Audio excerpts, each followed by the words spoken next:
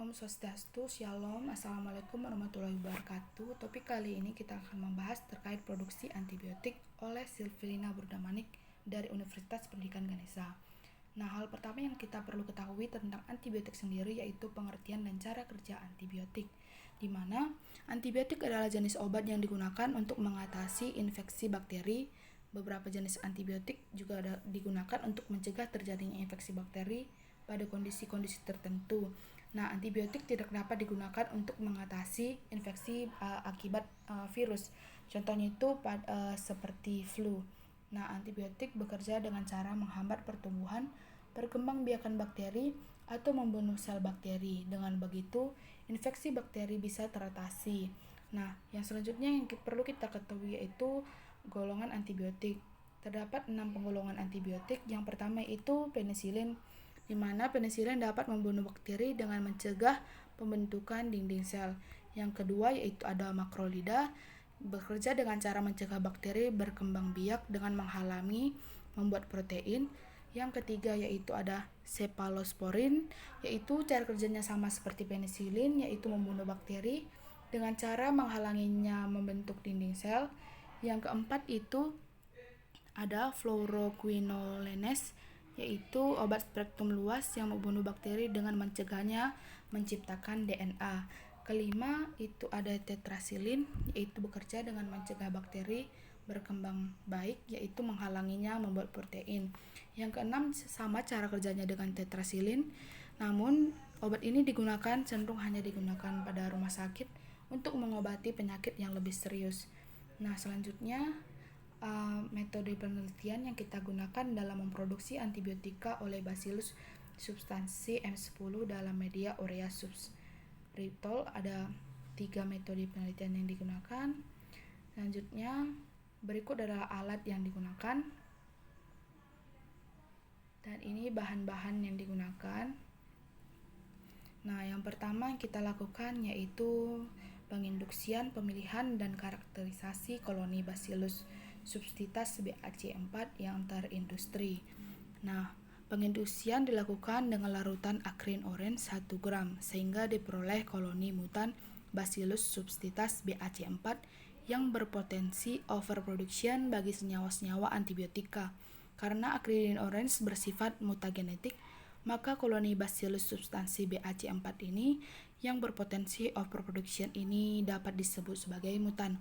Pemilihan mutan yang memproduksi antibiotika berlebih dilakukan secara mikrobiologis dengan metode metavotium.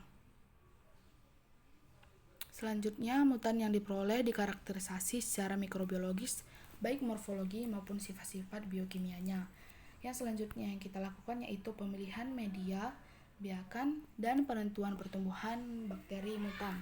Nah, dalam hal ini pengaruh glukosa, sorbitol, ion Ca2+ dan Fe3+ pada produksi senyawa antibiotika oleh galur mutan diteliti.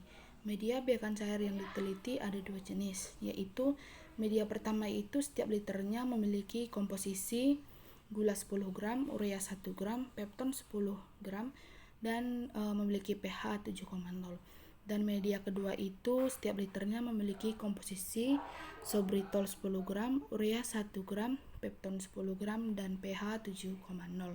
Media biakan yang paling baik dipilih berdasarkan urutan zona bening penghambatan dari pertumbuhan S. mersensenus ATCC27117 dalam cawan. Pengaruh ion Ca2+ dan Fe3+ yang diteliti masing-masing sebagai larutan dengan konsentrasi akhir masing-masing 5 gram. Nah, penentuan konsentrasi sel mikroba dilakukan dengan turbidimetri, yaitu dengan mengukur turbi badannya dan panjang gelombang.